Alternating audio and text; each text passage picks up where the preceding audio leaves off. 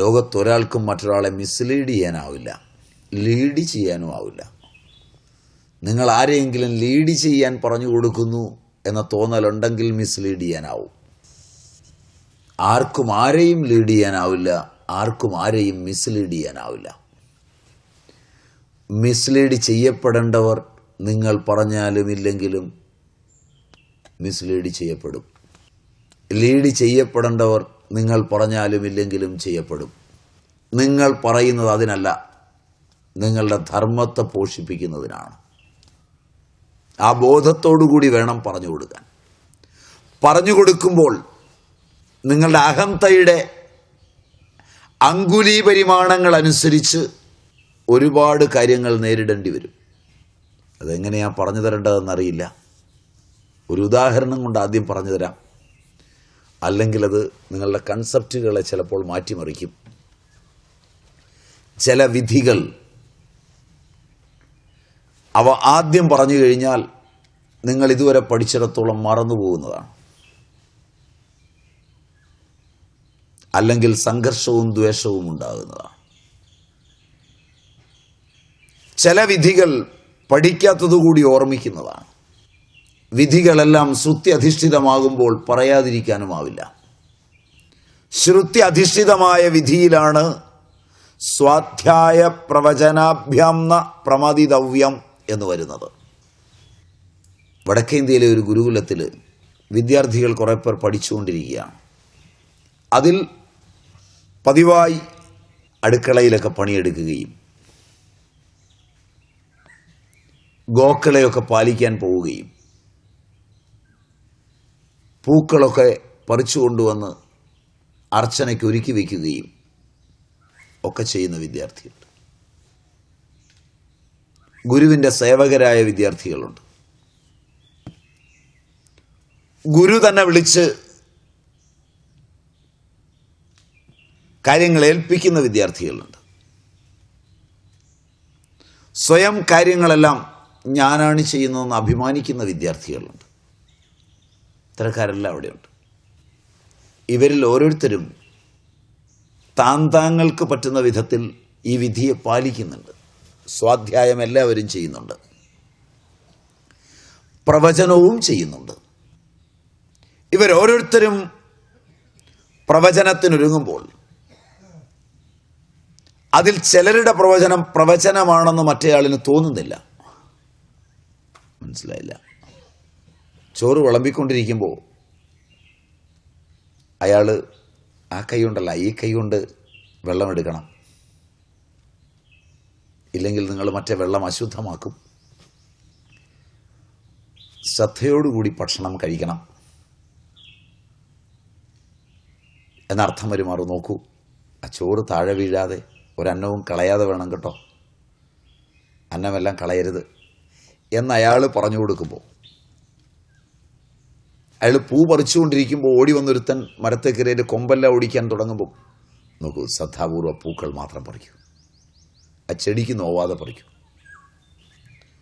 ഭഗവാന് അർപ്പണത്തിനായിട്ട് ആ പൂ പറിക്കുമ്പോൾ ശ്രദ്ധയോടെ പറിക്കൂ എന്ന് പറയുമ്പോൾ അയാളൊരു പ്രവചനം നടത്തുന്നുണ്ട്. അത് കേൾക്കുന്നവന് നമ്മളിങ്ങനെ ഇരുന്ന് ക്ലാസ് എടുക്കുന്നത് പോലെ പ്രവചനമല്ല. ക്ലിയറായി? അതിലൂടെ അയാൾ മനനം ചെയ്യുന്നുണ്ട്, മറ്റേയാൾ കേൾക്കുന്നുണ്ട്. കേൾക്കുന്നയാളിന് വലിയ ദേഷ്യമൊന്നും അയാളോട് വരേണ്ടതില്ല.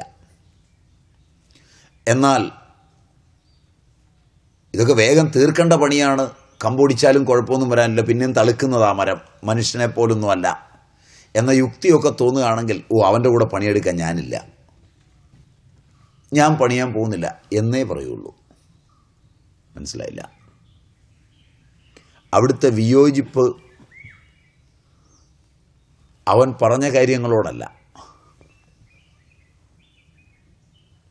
ചെയ്യാൻ എനിക്ക് പറ്റുകയില്ല എന്നുള്ള കാര്യത്തോടാണ്. എഗ്രി.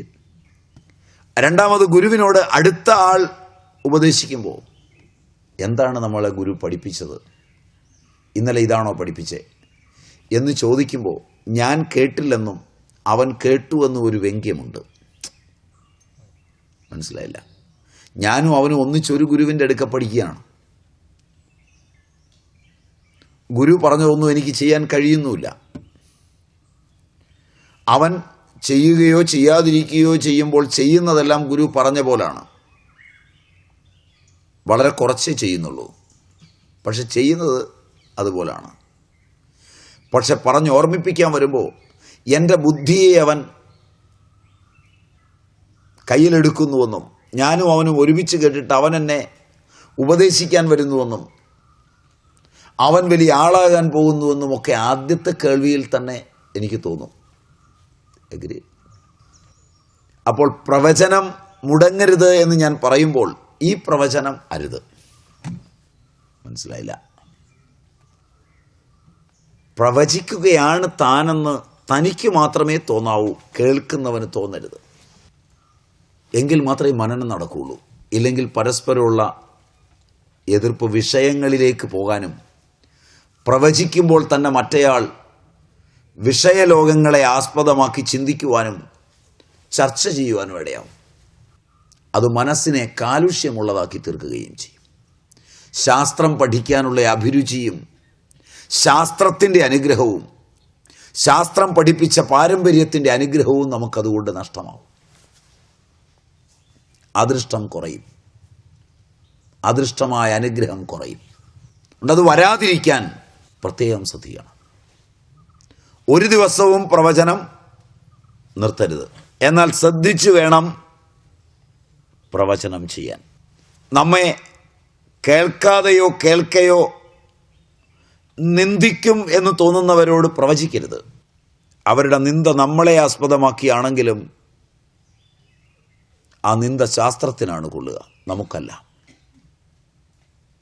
നമ്മൾ പറഞ്ഞു എന്നുള്ളത് കൊണ്ടാണെങ്കിലും ശാസ്ത്രത്തെ നിന്ദിക്കുമ്പോൾ ശാസ്ത്രത്തെ നിന്ദിക്കുവാൻ നമ്മുടെ പ്രവചനം കാരണമായി എന്നതിൻ്റെ പാപവും നാം ഏറ്റെടുക്കേണ്ടി വരും.